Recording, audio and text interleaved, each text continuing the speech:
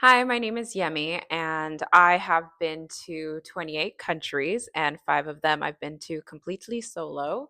And I wanted to have a chat about the things that I've learned, the things that I wish I knew before I started traveling by myself. A little bit of background. So, I took my first solo travel in 2018. I went to Madrid for a week. I was fresh out of college. And since then, I've been to Guatemala by myself. Go check out my travel vlog. I've been to Argentina, Colombia, Uruguay, and I've been to Spain, obviously Madrid. An honorable mention would be Saudi Arabia. So I did go with my fiance, but he was working pretty much the whole time. So I did all the exploring and went out and about all by myself. So, without further ado, let's get into it. So, first off, let's talk about choosing the destination. When you decide, where you want to go, the first thing that I do, especially when it's somewhere that I'm going to go completely by myself, I check a couple of places to see what other people have experienced. And in particular, obviously, like other, solo female travelers. So that being said, one example that I have is before I went to Colombia, like I was telling my friends, I was telling people that I wanted to go to Colombia. And because of like misinformation, people were telling me that it was too dangerous to go there by myself. And of course, that's not the case, like, especially in Cartagena. It's a very touristy place, it's very safe. But, anyways, that being said, I'm part of some Facebook groups of other solo women travelers. So you can see what those people, where those people have gone to. The other thing I like to do is check out just blogs. I'll just Google search like traveling in Colombia as a woman blog.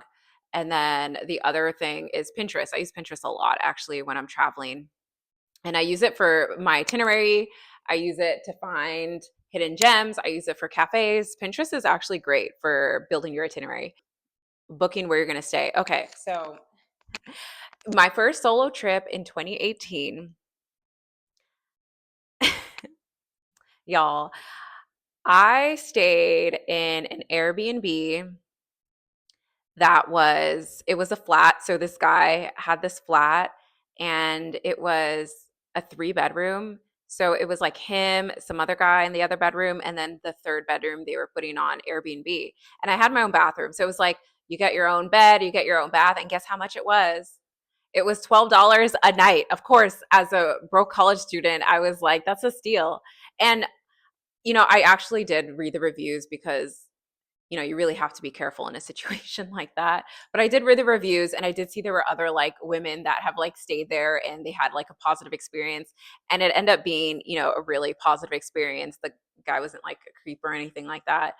Um, but is that something I would do now? Probably not. I've also done hostels. For me personally, I wouldn't do a hostel anymore just because I would rather spend the money on having like my own place. And there actually are hostels that have like private accommodation, so that's fine.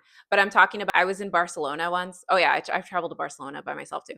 And I stayed in a room that had 13 beds and I was there by myself. I actually didn't feel unsafe, but I probably wouldn't do that again. And the other thing that was very frustrating about that situation was that people would actually get up in the middle of the night and like go out, and people are coming in all times of the night. So people are going out and in. You can't sleep in a situation like that.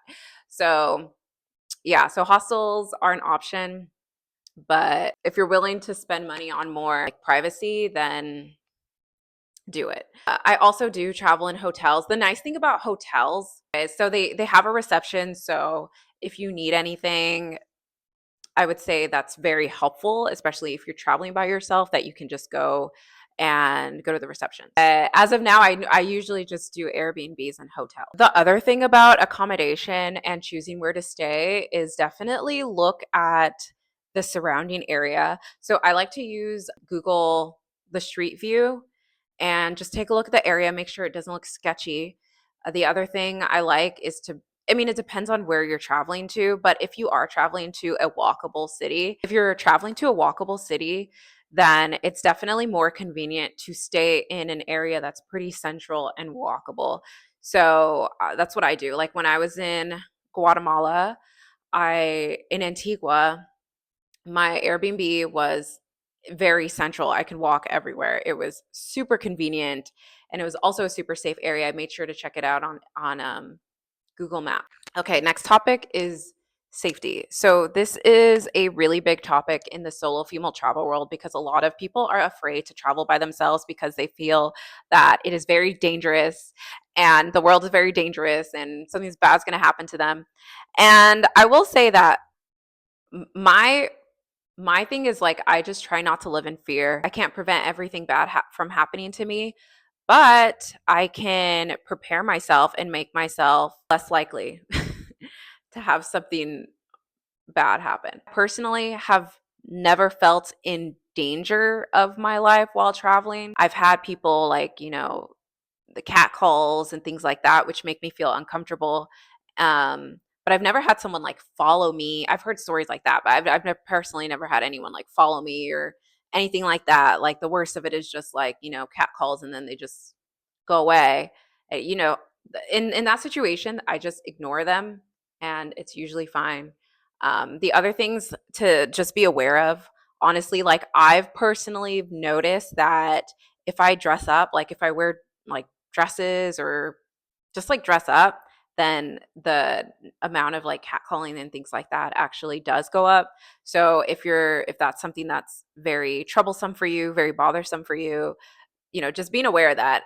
I know I like to dress however I want to dress, but if that's something that really bothers you, then you just got to know that like dressing a certain way does cause more attention. So that being said, these are just some tips that have helped me feel more safe and so on. So definitely picking the right accommodation, not picking anywhere sketch, not picking anywhere in the middle of nowhere. I mean, there are those nice Airbnbs that are like the, tent in the middle of the woods and you know what I'm talking about?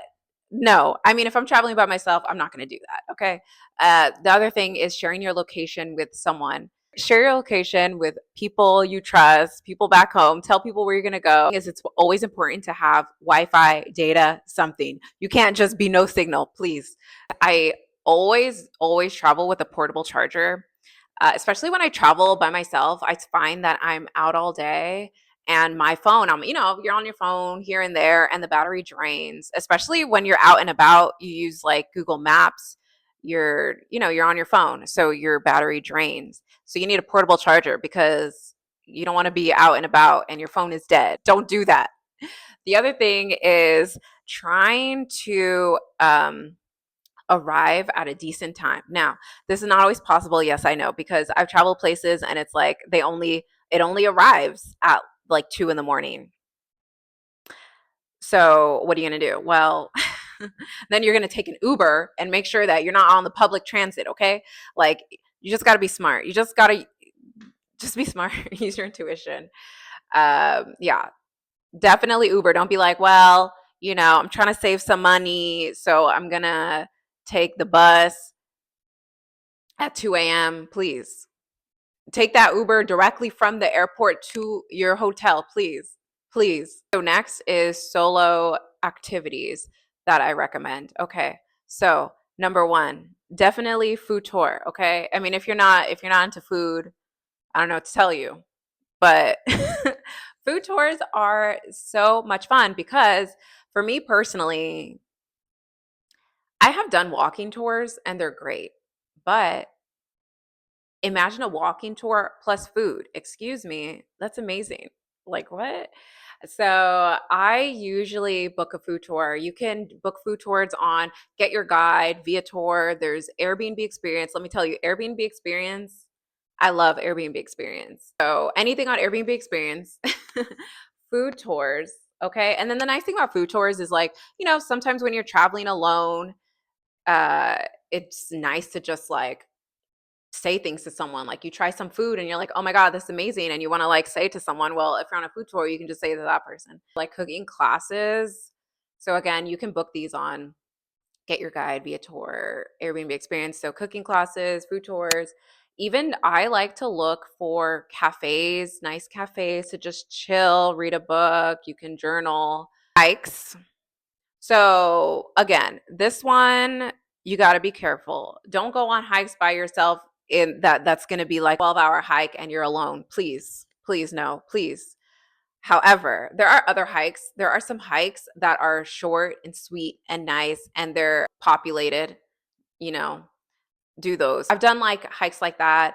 Watch my Vancouver. I kind of did Vancouver alone. I did a hike by myself in Guatemala. I hiked a volcano, but it was with a group. It was through Get Your Guide.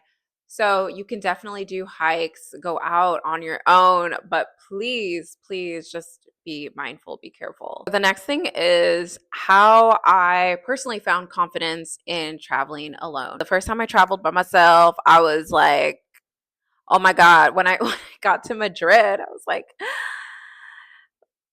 ah, like, what am I doing here? How do I do this? What am I doing? Like, I would just had all the fears, all the panic. But just by putting yourself out there, you will be forced to have more confidence in, you know, just being going places by yourself. One thing that I always do when I travel is I journal. I try to journal at the end of the day. Just try to think about the things that I've done, try to be grateful about the experiences and just reflect. Travel is never completely 100% smooth. There's always little bumps in the road. And being able to navigate that by yourself is super empowering. Solo travel doesn't mean that you are lonely. So this funny story. I traveled to Vancouver also with my fiance, but I was kind of exploring by myself. Vancouver, Canada. I don't know if there's another Vancouver, but I was in the Uber. I was going to North Vancouver. I wanted to do this hike. And the Uber driver, and he was like, yeah, like I had this other person who I drove who was telling me that he went to Hawaii by himself. And I was like, dang, like, aren't you bored? How are you going to Hawaii by yourself? And little did he know that I'm like, bruh, I like to solo travel. Um, so yeah, no, it doesn't. There's like this misconception, I think, that some people have that very lonely experience. And it's not because you're not just, I mean, you can if you want, just sit in your hotel, but you're going out there. Yes, you're a little bit in a solitude, but that doesn't mean loneliness. It gets you like solo travel gets you really comfortable with being with yourself, but not just being with yourself. I don't know, traveling, it just makes you feel more present. When you're by yourself and you're exploring a new place, you just really feel immersed in it and you're not worried about, oh, well, what does you're not worried about, oh, what does this person want to do or what does that person want to do? You're just like, what do I want to do? What do I feel like doing? What do I feel right now? It's like an incredible experience, an incredible feeling. Also, you meet people along the way.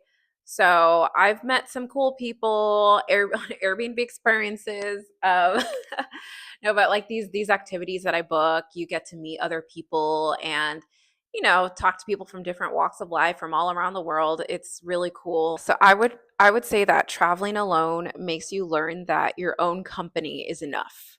You are enough. So if you're thinking about having a solo trip, I hope that you go and do it. And let me know if you have any questions. And if you have solo traveled, let me know what you've learned, what tips that you have for other people who want to solo travel. Thank you.